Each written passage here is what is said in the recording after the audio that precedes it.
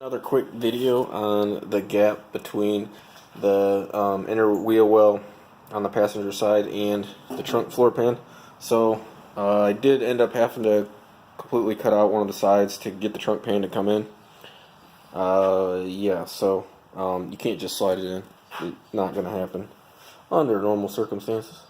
So anyways, I've got about an inch gap there, and as you can see, it's pretty tight up in the corner. It's just not tight there. So it could be out of position slightly where it has to come right on the end, but I think a lot is attributed to where the driver's side frame rail sits, just because I can't pull it over anymore. I had lined it up with the original OEM brackets when tried to get the location and the proper positioning, at least in the positioning it was originally.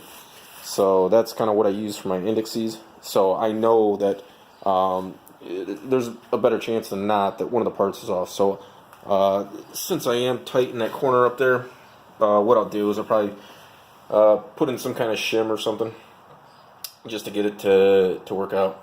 But yeah, I mean, it's just one of the things that you're going to run into on these. They're not going to be perfect. You're not dealing with perfect parts. Like I said, it's not a Rolls Royce. If it was, it wouldn't have the Ford name attached to it. But yeah, so